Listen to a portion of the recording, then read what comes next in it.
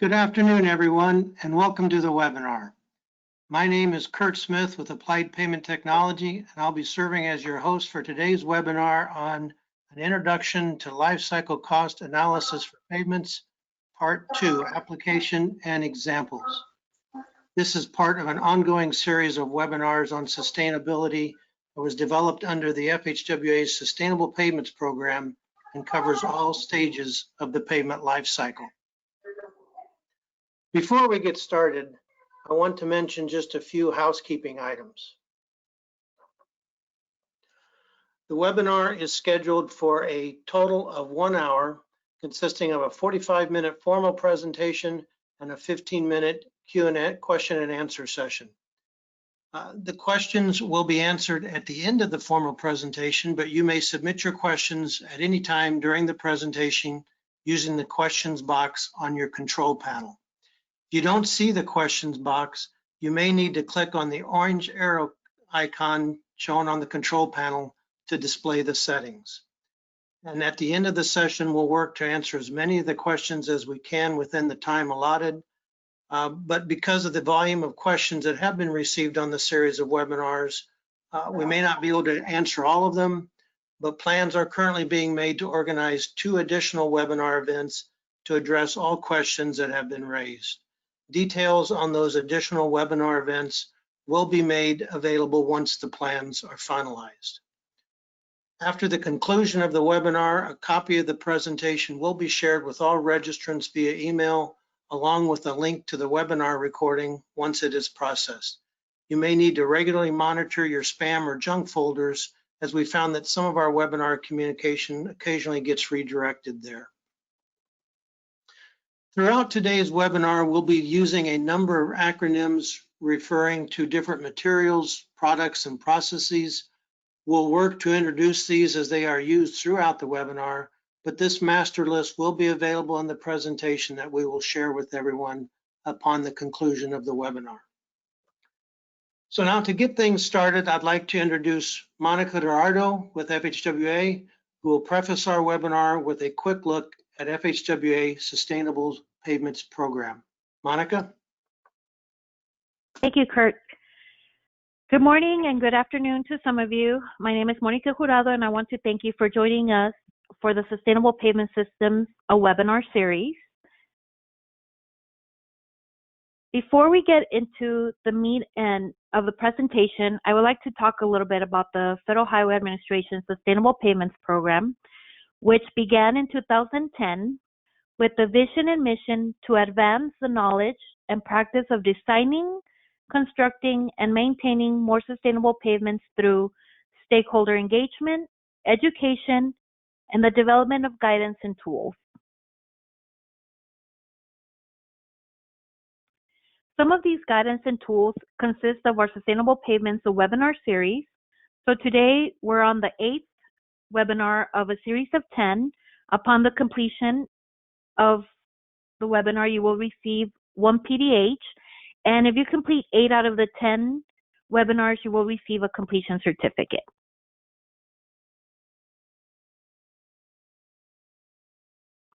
One of the other tools we have within the Sustainable Pavements program is the FHWA Sustainability Ambassadors, which is a group of FHWA employees from different disciplines whose goal is to expand the knowledge and outreach within their field that complements the Sustainable Pavements program. And with that, I would like to introduce one of our sustainability ambassadors, Mr. Luis Mendoza, who joined the Federal Highway Administration as a student intern in the California Division in 2008 while working under the Structures program. In 2010, he joined the PDP program in the Maryland Division office as an area engineer, having a design and construction rotational assignment with the Federal Highway Administration Central Federal Lands Highway Division and a pavement and materials assignment with the Maryland State Highway Agency. In 2012, he joined the New Mexico Division as a safety and pavement engineer.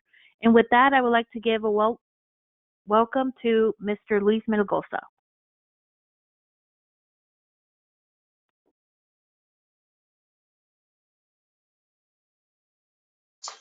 So thank you, Monica, for the introduction. To get started, this is the second presentation on life cycle cost analysis with the basic life cycle cost analysis fundamentals covered in presentation 7, which was done last month. In this presentation, we will go over what are some of the key considerations in a pavement life cycle cost analysis. What are some of the example applications of a life cycle cost analysis in pavement sustainability related applications? We'll see where we could find additional information on life cycle cost analysis, and some of the key topics covered in the presentation include the following: key pavement life cycle cost analysis considerations of the analysis period, remaining and salvage value, discount rate, and uncertainty. Many of the topics that are discussed in detail are in Chapter 10 of the Sustainable Pavements reference document, and the Life Cycle Cost Analysis Technical Bulletin. A link to this will be provided in the chat box.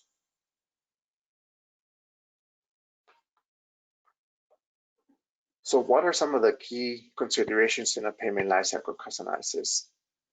Key issues and considerations in a pavement lifecycle cost analysis will be discussed in the following section. Key considerations in a pavement lifecycle cost analysis that are going to be discussed include the analysis period, a discussion between the differences of remaining value and salvage value, and when it's appropriate to use one or the other, the selection of a discount rate, works on cost, what are they and when do they apply, and how to deal with uncertainty. All of these considerations are going into greater detail than what was presented in the first part of the life cycle cost analysis from last month.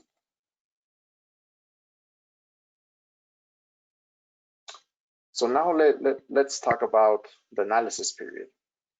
The analysis period is one of the basic input parameters in a pavement life cycle cost analysis. For a life cycle cost analysis, use same analysis period for all alternatives being considered. The analysis period should not be confused with the design life.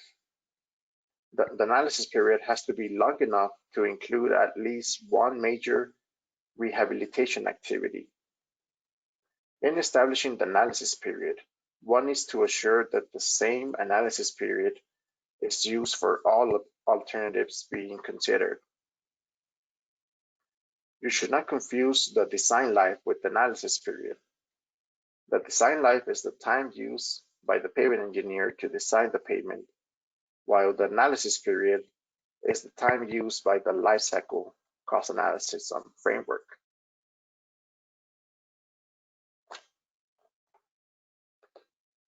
So there are two approaches for handling differences in analysis period for competing alternatives. If the analysis period differs, the first option is to increase the analysis period for the longest design life alternative by adding additional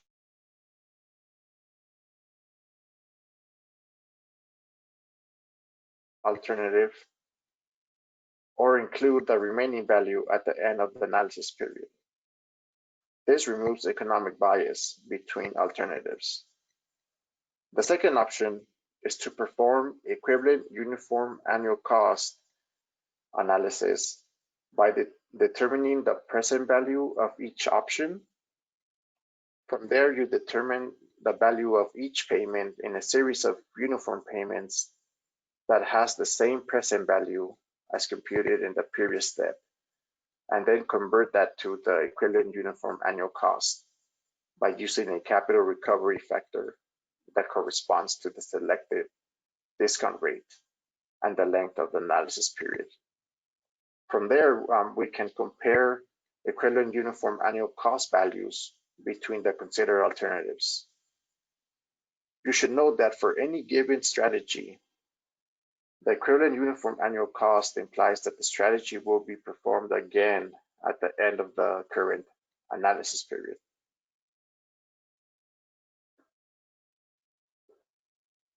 So now let's talk about the remaining value. The remaining value at the end of the analysis period must be considered in a life cycle cost analysis. The remaining value at the end of the analysis, generally benefits or negative costs, should be selected for each option depending upon the most likely scenario at the end of the selected analysis period. Remaining service life or no remaining service life, but some benefit or cost from the recycling, reuse, or disposal of the roadway materials. When the service life exceeds the analysis period, so for example, rehab number 2 in the figure, use a monetary value of remaining service life. Common remaining service life estimation is a linear depreciation of cost of the last rehabilitation with respect to the expected life of the rehab. If no service life remains, use salvage value of material derived from the pavement. The net value of the recycled material or value of the existing pavement left in place as base to be reused for the new pavement structure. Monetary values of potential service remaining at the end of the analysis period account for end of analysis period differences between alternatives and remove economic bias between alternatives. So continuing on the remaining value. The remaining value is computed as an accumulated depreciation of structural and functional values of activities beyond the analysis period. The assumption is that payments remain in service beyond the analysis period. And calculated as an accumulated depreciation of the structural and functional values of activities occurring over the analysis period. In this, also consider the work zone user costs and procedures for calculating remaining value will be shown on the next slide.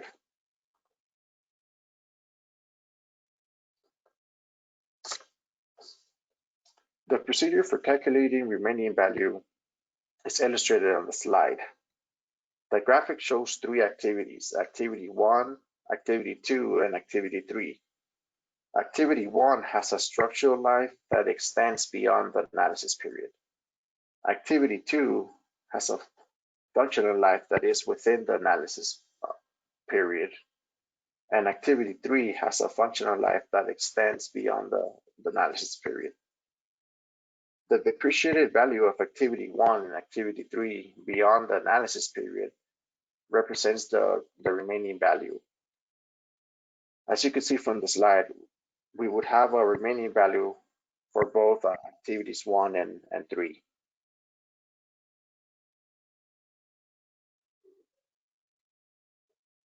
Alternatively, we have the salvage value, which is the net value of recycled materials or value of existing pavement left in place as base for new pavement structures. This is only realized when materials or pavements are actually reclaimed. The salvage value is used when no service life remains for the alternative at the end of the analysis period.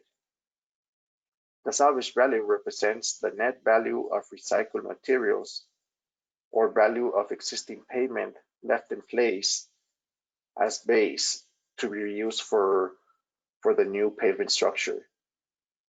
It includes the cost of reusing or or hauling material away.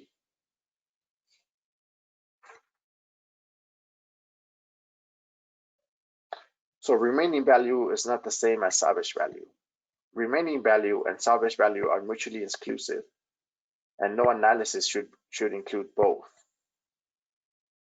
Choose values that reasonably reflect what will be done with the pavement at the end of the analysis period. Allocation of salvage value is an important issue. If an agency retains ownership of the material, it may be best to consider it as a benefit at the end of the current analysis period. If the contractor retains ownership of the material, agency will see no immediate benefit or reduction in cost until it is used in a future project, when the material cost should be somewhat reduced over virgin material. In this case, it is not a salvage value in the current analysis, but should be a reduced initial cost in the next analysis. If different materials are used in different ways, for example, the contractor retains HMA millings but performs in-place recycling of the base layer, then one material may account as salvage value in the current analysis, while the other is used to reduce initial cost on a different project. Allocation issues to avoid: double counting. For example, the value of salvage material. If it's agency ownership, benefit at the end of the current analysis period. If it's contractor ownership, it's reduced initial cost on the next project. Allocation to both places for different project materials if used in different ways.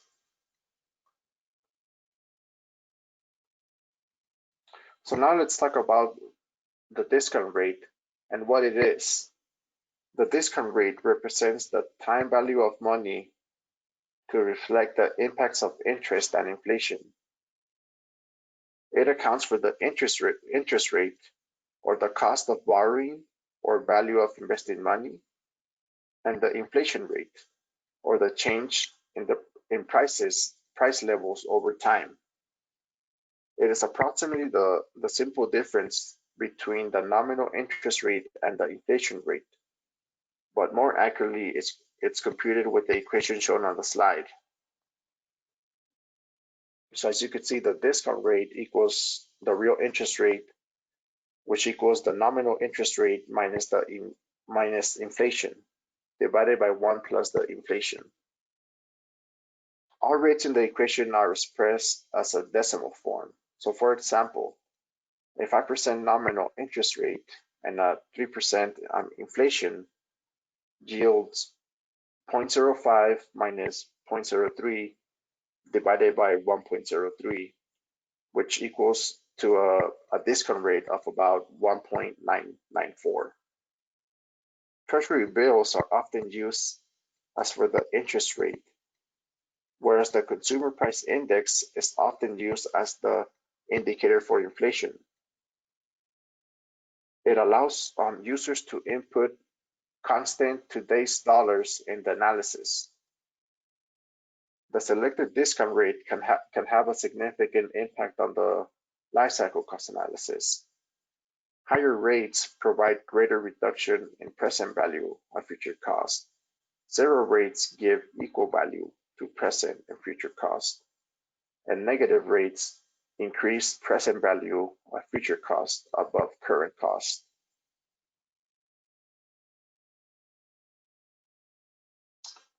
So continuing of the discount rate, the concept of discounting and inflation is explained using the graphic shown on the slide.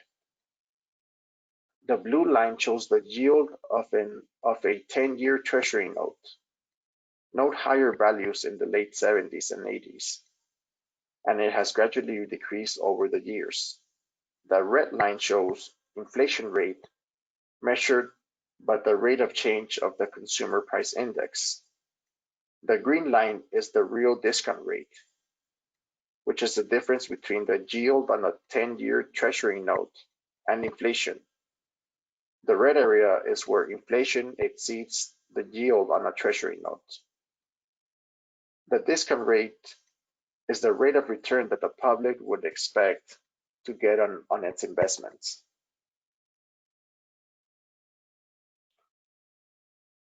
So now let's talk about real versus nominal. Dollars and interest rates can be expressed in terms of nominal and real. Nominal dollars and interest rates include the effect of inflation.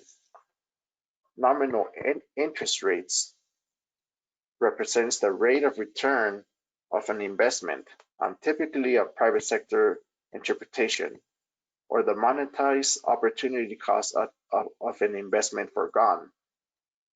For example, in the public sector, the rate a taxpayer might have received on an investment if the government had not collected that money through taxation. Inflation equals the erosion of currency value with time that raises the cost of future expenses. The absolute value of interest and inflation are not generally significant in an economic analysis, but the difference between interest and inflation is significant. A free market generally keeps the difference between interest and inflation relatively constant. The real interest rate is essentially the difference between the rate of inflation of the cost of a specific set of goods or commodities and the rate of interest on certain government-backed securities. Historically, the long-term 20 to 30-year real interest rate has been approximately 3.5 to 4%. In more recent years, with low inflation and near or below zero interest rates, even long-term rates have been much lower, from 1.2 to 1.5%. And short-term rates have been near or even below zero. Do not use inflation costs and benefits with a real discount rate. The Federal Highway recommends using real dollars and real interest rates. Nominal dollars and discount rates include the effects of inflation. Real dollars are constant and tied to the base year. Real interest rates have removed the inflation premium and never mix on real and nominal cost or rates. And just to finish, the Federal Highway recommends using real dollars and real interest rates.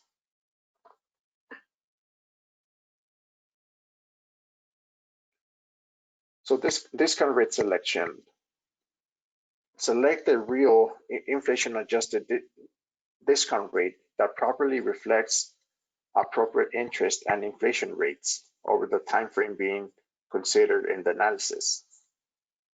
The Federal Highway Administration recommends the use of long-term real interest rates from the OMB Circular A94, Appendix C, which are based on Treasury Bill yields and forecast inflation. As you could see, the interest rate is 6% for a 30-year rate. We will provide a link to the OMB Circular A94 in the chat box.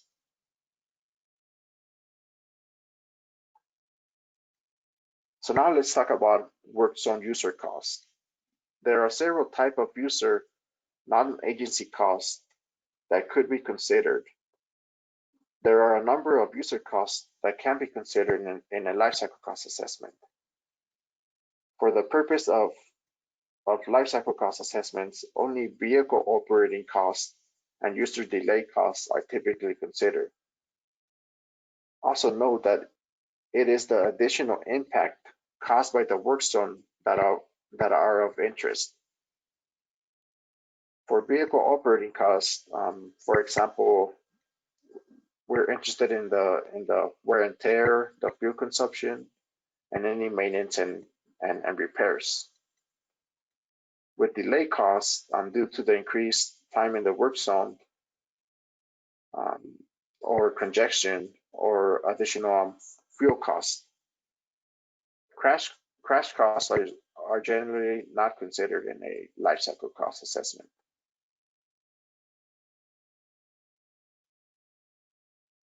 User costs are an important consideration in economic analysis and selection of preferred alternatives, but they must be considered in an appropriate manner.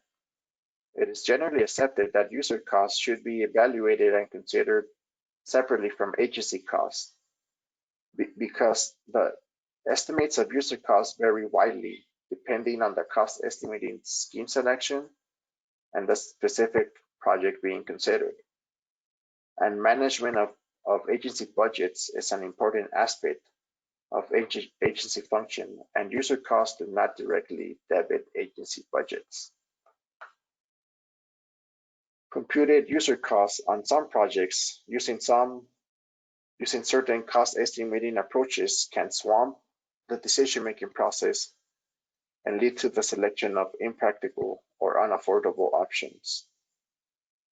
Typical approaches for considering user costs is that the Federal Highway recommends to compute and analyze user costs separately from agency costs, and include all costs in the same life cycle cost assessment, but weigh user costs differently, typically less than agency costs.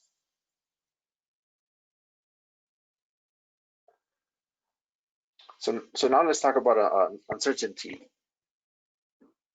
Predictions related to future events may not be accurate. Variability associated with all life cycle cost assessment inputs have inherent variability and uncertainty due to the lack of knowledge. Example factors influencing uncertainty are market forces, construction duration, treatment performance, and traffic forecast. Uncertainty addressed through either sensitivity analysis or a probabilistic approach can be done. This uncertainty may affect the proper selection or the appropriate alternative. To address this uncertainty, either sensitivity analysis or a probabilistic life cycle costing approach can be performed. Uncertainty can also be in materials that underperform. So we need to take a look at all of the uncertainties individually and be methodically with them.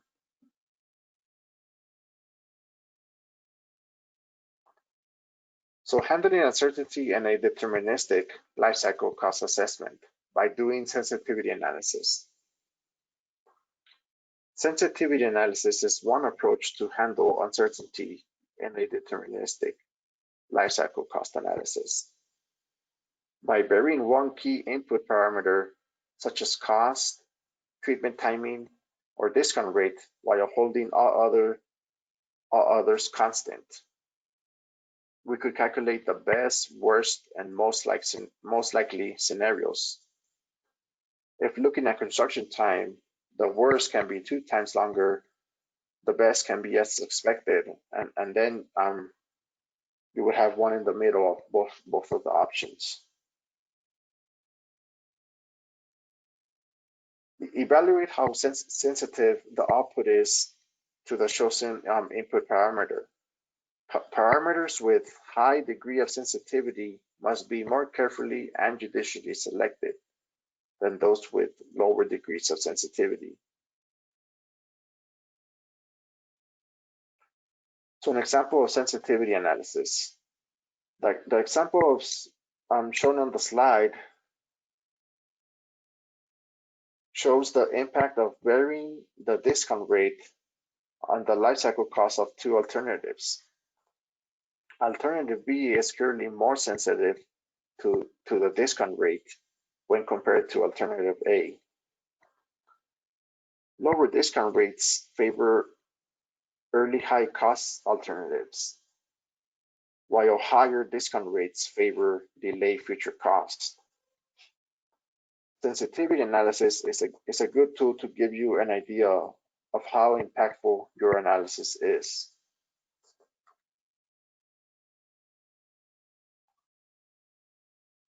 So dealing with uncertainty in a probabilistic life cycle cost assessment by doing simulation.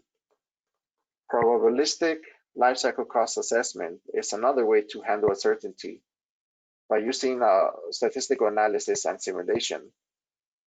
In the statistical analysis, we use the mean and the standard deviation. And this method is recommended by the Federal Highway Administration.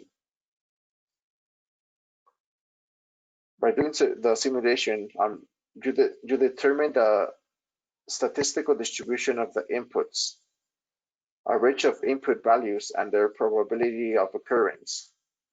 Through simulation, we generate an output of expected total life cycle cost.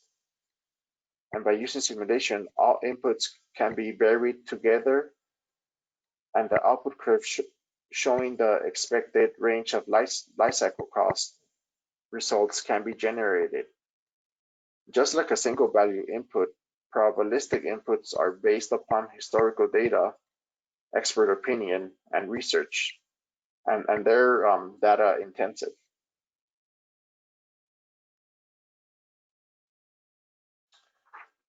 A histogram showing the frequency distribution of a range of net present values is one output of the simulations in a probabilistic life cycle cost assessment. The graph shows the best, most, and worst scenarios. The figure shows a range of net present values and an associated frequency distribution. 3.1 million is the most likely value, 3.3 million represents the worst case scenario, and 2.9 million is the best case scenario. This represents a pretty tight output range. The difference from the worst case to the best case is 0.4.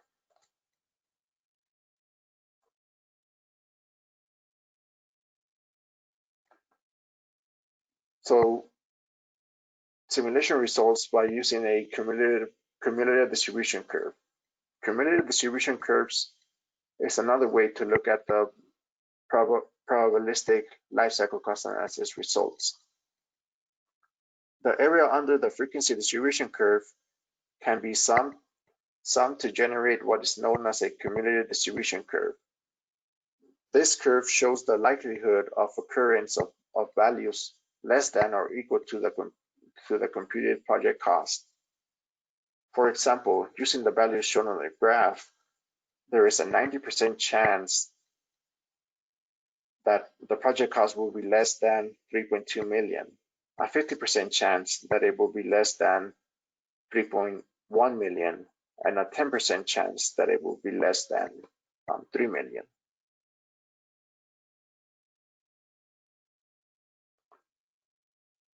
So another example, the slide shows the net present value on histograms for two alternatives in a probabilistic life cycle cost analysis. The probabilistic approach also allows for the comparison of competing alternatives and the range of expected cost. For example, for the two cost distributions shown on the slide, alternative A has a wider range of possible values, while alternative B has much lower variability, a tighter range of expected cost. As you could see, alternative A has a value of about 1.25 to 4.5, and alternative B has values from 2.5 to 4.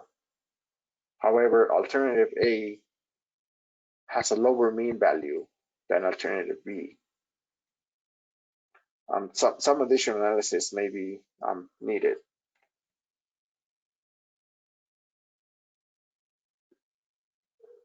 So another example is shown on the slide. This slide shows an example of how to compare the life cycle cost analysis results for two alternatives analyzed using their cumulative distribution curves. The cumulative distribution curve for two alternatives are shown, alternative A in red and alternative B in green. Both alternatives have a 67% probability of being less than 3.34 million. 10% of alternative A values are less than all of alternative B values, and 5% of alternative A values are greater than all of alternative B values. So what are some example applications of a life cycle cost analysis in a pavement sustainability related application?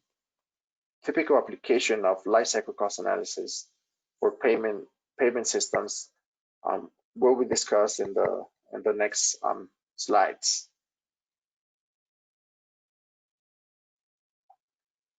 So life cycle cost analysis in a sustainability related application. The next 4 slides show how life cycle cost analysis is used in a pavement sustainability related application. In 2010, Robinette and Epps performed a study of the sustainability of various pavement construction techniques compared to conventional HMA construction in selecting sustainable construction techniques. The aspects considered for each technique include the life cycle cost analysis, as well as asphalt material savings, reduction in energy use, and reduction in emissions. For the range of variables considered in the study, the full depth cold-in-place recycling technique generally produced the greatest reduction in life cycle cost over conventional HMA construction. The life cycle cost analysis included deterministic and probabilistic analysis with a 40-year analysis period. So as you could see from the table, a hot mix asphalt with 25% reclaimed asphalt pavement had a net present value reduction from conventional HMA of 6.3%. HMA with 5% reclaimed asphalt shingles had a net present value reduction from conventional HMA of 5.3%. A cold-in-place recycling partial depth had a net present reduction from conventional HMA of 13%. And a cold-in-place recycling full depth had a net present reduction from conventional HMA of about 39%. Hot-in-place recycling and remix had a net present reduction from conventional HMA of around 11%.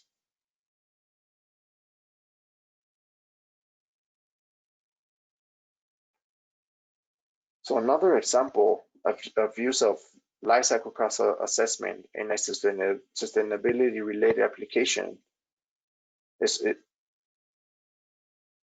how the Wisconsin DOT has adopted the use of a suite of assessment tools to evaluate the cost savings and environmental benefits of using recycled concrete and fly ash in recent high-profile construction projects.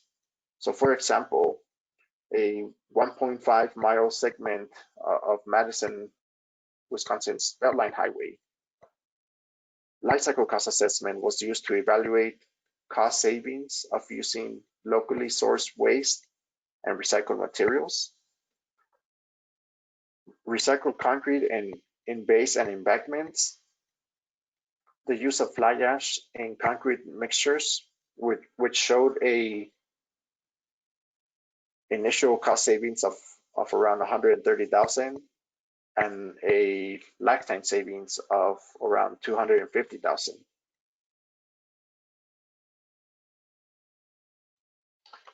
Another example from the Illinois Tollway is shown on the slide. The Illinois Tollway has made a great use of the life cycle cost assessment and other sustainability assessment tools in modifying their approaches to pavement design and construction in recent major expansion programs. Life cycle cost analysis was used to measure the impact of sustainability efforts at the Illinois Tollway. A $15 million in savings through 2014 for using recycled concrete in pavement bases. And life cycle cost analysis was used to justify the use of a 2-lift Portland cement concrete pavement and using recycled aggregates. Additionally, ongoing work to develop a life cycle assessment tool that integrates with InBest and existing life cycle cost analysis softwares is underway.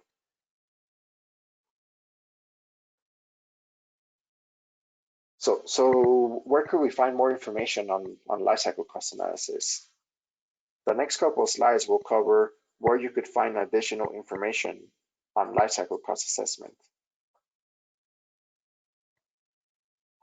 Additional further highway resources on pavement life cycle cost analysis are the Federal Highway Life Cycle Cost Analysis Technical Bulletin, the Federal Highway Real Cost software. The real cost software is currently being updated. One update is to make the software more compatible with the newer Microsoft software, and additional updates to aid in the analysis of LCCA. In addition,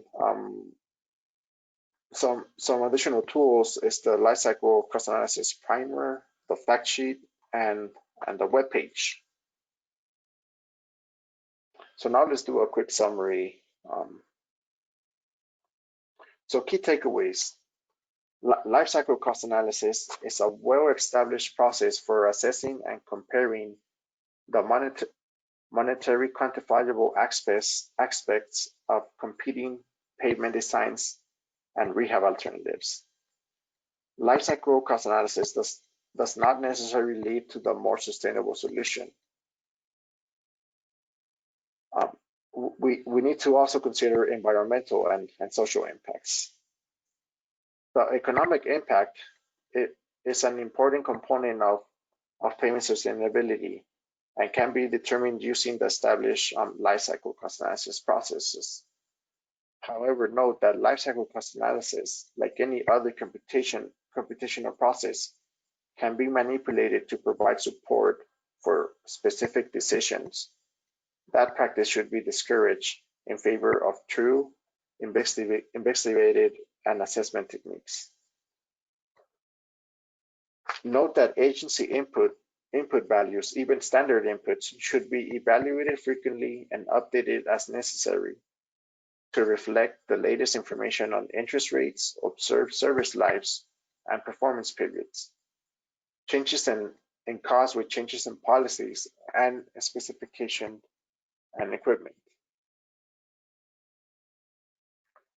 So in closing, additional considerations in the pavement life cycle cost analysis.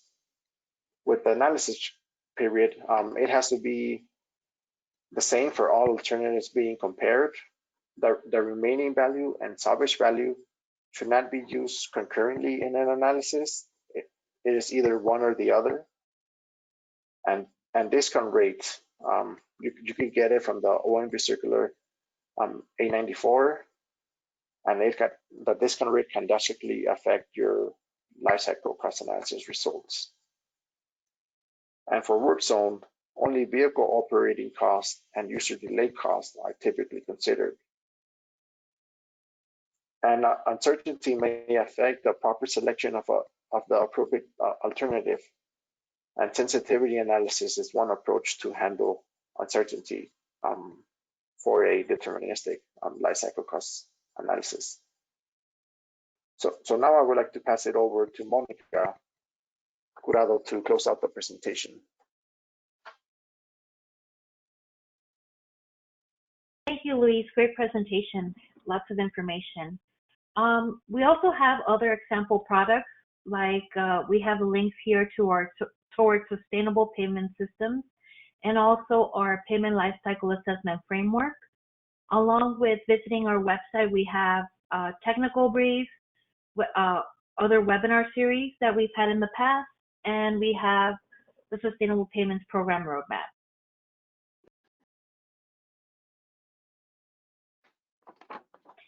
If you would like to learn more, we also have posted on our website 5 of the recordings. We're about to post number 6, but please join us next month for the Life Cycle Assessment Part 1 Fundamentals on June 18th at the same time. And like Kirk mentioned before, we are working on putting together a question and answer webinar series, and 2 webinars. And for more information, here's a link to our website. If you have questions, please feel free to contact Heather Dilla or myself, Monica Jurado. And with that, I'll pass it over to Kirk for questions and answers. All right, thank you, Monica, and thank you, Luis. We appreciate all the information that's been shared, and we have been collecting some questions from the audience, so we're going to take a few minutes to see if we can't work through some of those. I will mention that we actually have a panel group here from FHWA available to help answer some of these questions, in addition to our presenter, Luis, and Monica. We have Heather Dilla with us, and also Nataraja Sivasaran. I messed that up, Siva. Everyone just knows him as Siva. Yeah. Siva, right, yeah. Siva is with us as well. So we'll use the panel group to work our way through a couple of these different questions that we've received. So let's start in first. I'll direct the first one to back to Luis. Luis, one of our very first questions was just, how can the service life or design life of a pavement be determined if there are no data available?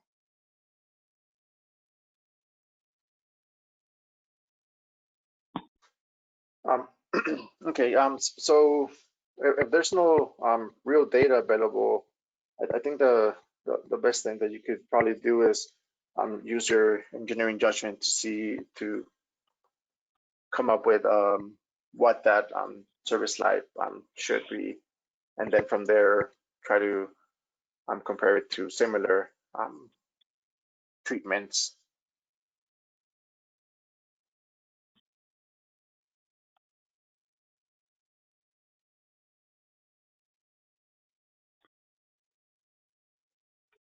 All right, anyone else want to add anything to Yeah. that?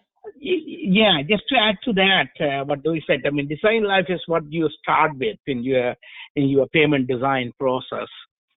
The payments are supposed to last in perpetuity in most cases, but we cannot predict the future too far into future. And so, sometimes you may start with a 25-year design life, 50-year design life. That's something that you start with in any type of payment design. So that's something that you start with. What do you start? What type of design like that you start with is something that the agency has to determine. That's not part of LCCA. Does that make sense? Answer your question. Yes, if you're asking about if you're asking about how the performance based how long the performance or per payment based on actual field performance, then that you will go into payment management data to look at it. Yeah, sorry. No, that's fine. Thank you, Siva. And Siva, as long as you have the floor, I'm going to throw another one your way. There's a question on salvage value. that salvage value is a very difficult thing to calculate the value of as a government employee. Is there any guidance on how to calculate the value of recycled materials and existing pavement layers? Not really. I mean, in most cases, we are trying to use the payment in place. So, you know, either through rehabilitation or using it as a base material, either you know, crack and seat if it's a concrete pavement, or rubberized. That is a little you know, easier to compute in terms of what that is going to be, compared if you are really going to take it out and use it in some other purpose.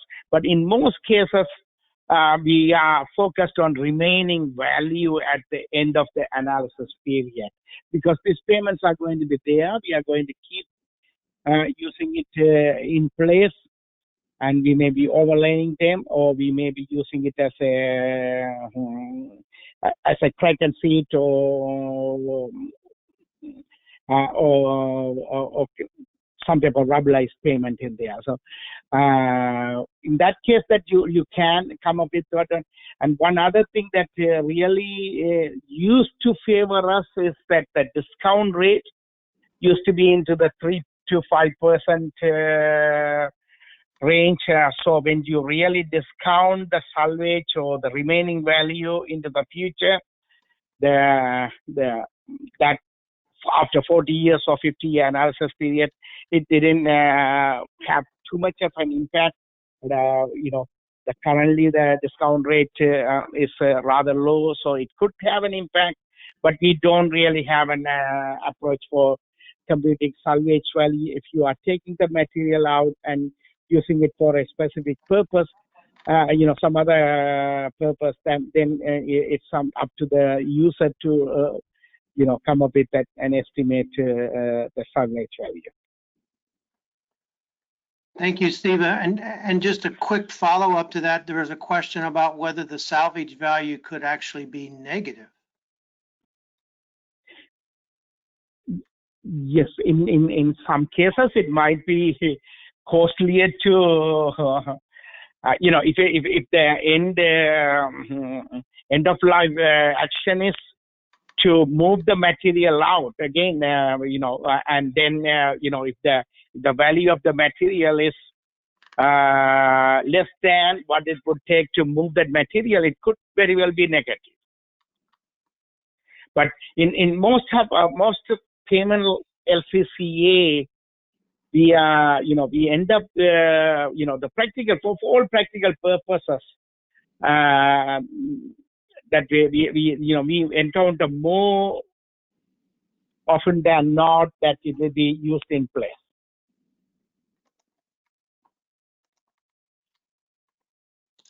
All right, thank you. Got one for back to Luis. Does FHWA require a life cycle cost analysis for projects that they are providing funding?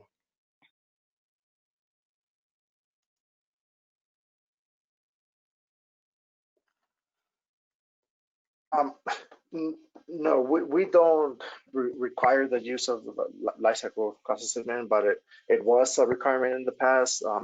Now we just encourage DOTs to use this as part of their pavement design process in selecting the appropriate treatment. All right, anyone else want to add anything to that at all? Yeah, that's right. I mean, you know, only case that the LCCA is required is as part of the value engineering, and that is for mega projects. So yeah, and for other projects, I think as Louis said, you know, it was part of it at one time, but no longer. All right, thank you. I'm going to jump back to salvage value again, Siva. That seems to be a real popular topic. So question about salvage value, is it limited to recycling materials as compared to reusing the materials. For example, you might be able to reuse an aggregate base without recycling it, which means you're replacing the value of the new aggregate when you're rebuilding the pavement. Yeah, so that will be a positive contribution to that one, and they can again, if you continue, you can have a remaining value at the end of it because it's continued to serve its purpose, or it has reached the end of life, but you have material left in there that you can be incorporated into a reconstruction. Then you factor that one into that as a positive value as part of the reconstruction cost estimation. So, because every activity that you are sequencing as part of the life cycle cost analysis, you are going to have an estimate of how much it is going to cost, and that comes from various components that goes into that activity.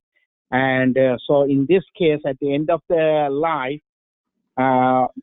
if it is going to be used as a base course, again, as I mentioned, that you crack and seat or rubblize a concrete pavement at the end of the life, and then use it as a base course. That's a positive life that positive value that you can account for in the end of life treatment activity. All right, very good. Thank you, Siva. Let's go back to Luis. Luis, there's just a question of whether or how do we consider preventive maintenance in life cycle cost analysis? Is it any different than considering other treatments?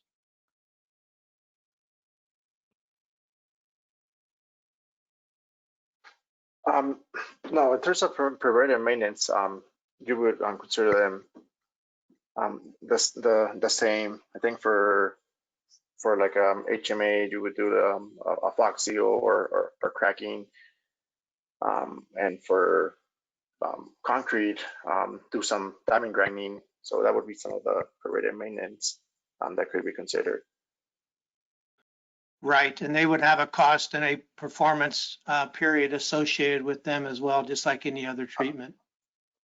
Yes. All right, thanks.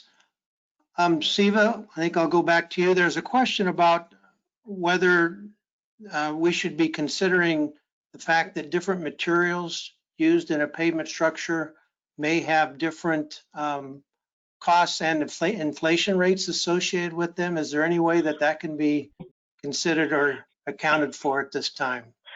Yeah, this is a challenging one in the sense, you could argue both ways. Our current position is that we are basically considering the excluding the inflation and using real dollars and real discount rate. So if you consider a treatment, an action 15 years later that's supposed to be considering, let's say, one type of material, and if that particular material inflation has gone up significantly higher than another material, then it's a decision that will be made at that time that we are not limited to or constrained by using that particular treatment or particular material at that time. So, there's a argument for considering that, but it's not just that you are going to apply different inflation rate for different materials, but rather consider it as part of the probabilistic analysis in terms of risk involved in it, having a material cost go significantly higher than a different type of material, but because you're trying to make a decision based on what the best information we have at this time, that doesn't preclude us from making a wise decision when we get to 15 years down the road when that payment need to be rehabilitated. At that time, we will do another life cycle cost analysis to determine what would be the best rehab strategy for that payment. So if you have an asphalt payment, we might be considering white topping if an asphalt overlay is cost prohibitive, and vice versa in there. So the current thinking is that use of a different inflation rate for different material is not what Federal Highway recommends. But if that is a concern, that needs to be part of the probabilistic analysis, where you could really consider and say, okay, is that something that needs to be accounted for in terms of the cost-effective strategy. Okay, very good. Thanks, Siva, and thanks to all of our presenters and panelists today. We are pushing up against our time limit, so I think we're going to shut things down right there. So I certainly like to thank everyone for your time and attention today, and I hope you found the webinar informative. We'd welcome your attendance at our next webinar presentation, which, as was previously mentioned, is scheduled for June 18th and focuses on the topic of pavement life cycle assessment. So thanks again, and so long, everyone. Thank you. Bye. Thank you.